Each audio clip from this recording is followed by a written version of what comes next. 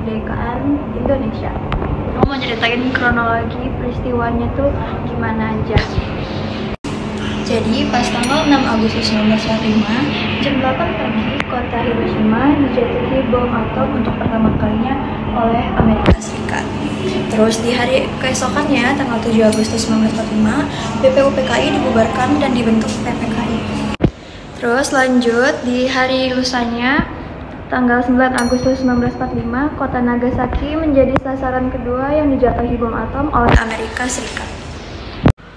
Terus lanjut ke tanggal 10 Agustus 1945, Sultan Syahrir mengumandangkan berita kekalahan Jepang lewat radio dan mengajak para pendengarnya untuk segera memproklamirkan kemerdekaan Indonesia dan menolak kemerdekaan hasil dari hadiah pihak Jepang. Lalu tanggal 12 Agustus 1945, Insinyur Soekarno dan Mohatta dan Rajiman Wadioningrat tiba di kota Dalat, Vietnam bertemu dengan Jenderal Marsekal Terauchi. Terus lanjut tanggal 14 Agustus 1945, Insinyur Soekarno dan Mohatta, terus Rajiman Wadioningrat kembali ke tanah air dan didesak oleh Sultan Syahrir untuk memproklamasikan kemerdekaan Indonesia. Dan hari setelahnya Jepang menyerah kepada Amerika Serikat. Terus tanggal 16 Agustus 1945 pukul 3 pagi, Soekarno dan Mohatta diculik oleh golongan muda dan dibawa ke Rengas Dengklok ya. Nah, apa sih tujuan mereka diculik itu? Itu tuh buat memaksa mereka untuk memproklamirkan kemerdekaan Indonesia melalui radio. Dan di hari itu juga, pukul 11 malam, Soekarno dan Mohatta kembali ke Jakarta dan bermalam di kediaman Laksamada Meida. Hari keesokannya, tanggal 17 Agustus 1945 hingga pukul 4 pagi dini hari, Soekarno bersama golongan muda dan golongan tua merundingkan tentang teks naskah proklamasi. Jadi ini yang aku tadi bilang di awal, jatuhnya bom di Hiroshima pada tanggal 6 dan 9 Agustus 1945 oleh Amerika Serikat. Terus yang tanggal 16 Agustus 1945, Soekarno dan Mohatta diculik di rumah ini nih, rumah Rengas Dengklok. Dan saat pukul 10 pagi di Jalan Pegangsaan Timur 56, Insinyur Soekarno memproklamirkan proklamasi pertanda kemerdekaan bangsa Indonesia. Lalu hari keesokannya, tanggal 18 Agustus 1945, PPKI mengesahkan UUD 1945 sebagai dasar negara. Nah, jadi PPKI ini adalah Panitia Persiapan Kemerdekaan Indonesia yang beranggotakan 26 orang. Dan dia dibentuk pada tanggal 7 Agustus 1945 sebagai pengganti BPUPKI dengan ketuanya Insinyur Soekarno. Dan ini ada suasana saat pembentukan PPKI-nya.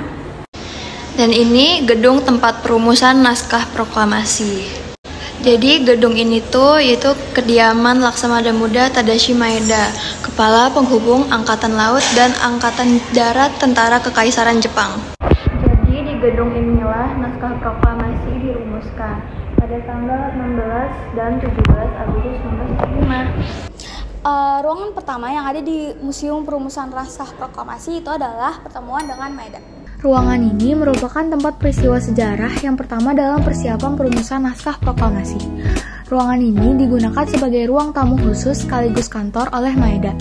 Sepulang dari Rengas Dengklok pada tanggal 16 Agustus 1945 pukul 22 waktu Indonesia Barat, Soekarno, Muhammad Hatta, dan Mr. Ahmad Subarjo diterima oleh Maeda di ruang ini.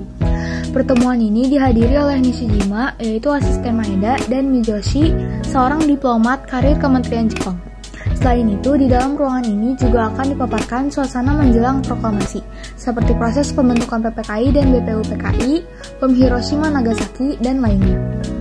Ciri-ciri ruangannya terdapat seperangkat kursi tamu yang terdiri dari satu meja, satu sofa, serta dua kursi yang terbuat dari besi tipis krom nikel dan dilapisi alas duduk kulit berwarna coklat tua. Meja berbentuk persegi panjang dan kursi diletakkan di dekat jendela, serta terdapat lemari kayu dan meja tulis berwarna coklat tua. Lalu yang di ruangan kedua ada ruangan perumusan naskah proklamasi. Nyonya Satsuki Mishima mengatakan bahwa ruangan ini digunakan oleh Maeda sebagai ruang makan dan tempat rapat. Ruangan ini merupakan ruangan kedua serta menjadi tempat Soekarno-Hatta mengadakan rapat bersama di meja bundar dengan pengurus lain seperti BM Diah. Dan dini hari menjelang pukul 3 WIB, Soekarno, Hatta, dan Ahmad Subarjo memasuki ruangan ini dan mengitari meja bundar. Sedangkan Mbah Sudiro dan BM Diah mengikuti dan duduk di ruang agak belakang. Soekarno mulai mempersiapkan penanya dan menulis draft naskah proklamasi. Sedangkan Hatta dan Ahmad Subarjo menyumbangkan pikirannya secara lisan. Rumusan teks proklamasi ini ditulis dalam kertas bergaris biru. Ciri-ciri ruangannya terdapat sebuah meja dengan daun meja berbentuk bundar yang dilengkapi dengan 5 buah kursi tanpa sandaran tangan, terbuat dari kayu jati dengan warna politur coklat tua. Meja dan kursi ditempatkan di sudut kiri dinding belakang. Terdapat pula sebuah meja panjang yang dilengkapi dengan 12 kursi dengan sandaran tangan. Ruangan ini merupakan ruang pengesahan naskah proklamasi. Ruangan ketiga ini digunakan sebagai ruangan rapat dan ruang penerima tamu yang berjumlah banyak oleh Maeda. Pada ruangan ini terdapat sebuah piano yang menjadi tempat di mana Soekarno-Hatta menandatangani naskah proklamasi Indonesia.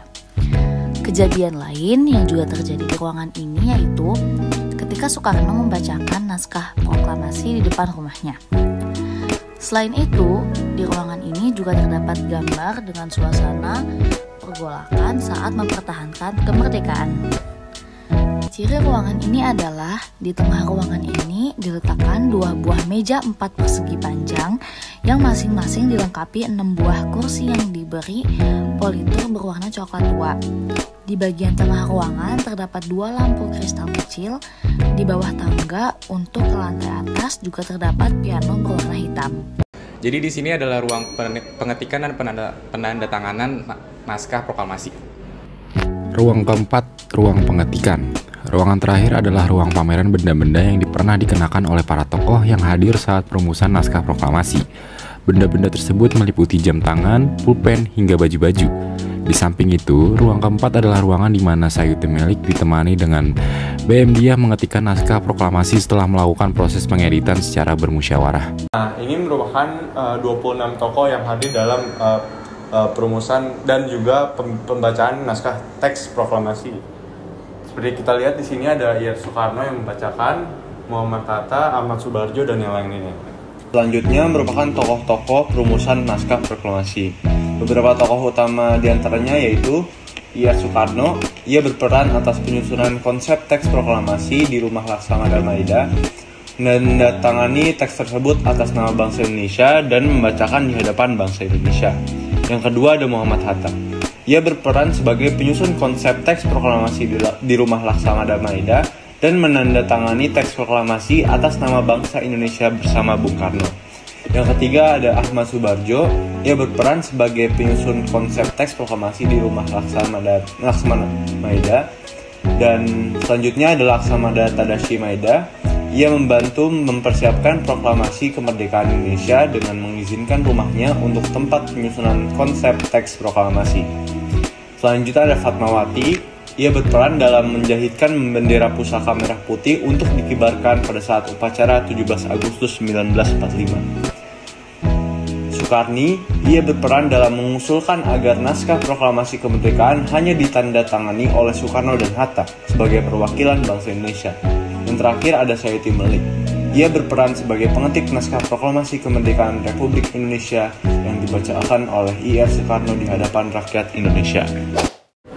Setelah kami berkeliling-keliling di museum ini, kami dapat menyimpulkan bahwa makna dari dibuatnya museum ini adalah untuk mengenang para pahlawan dalam memperjuangkan kemerdekaan Indonesia dengan cara menuliskan perumusan naskah proklamasi sebagai pengumuman ke seluruh dunia bahwa Indonesia telah merdeka. Sekian dari kami, terima kasih.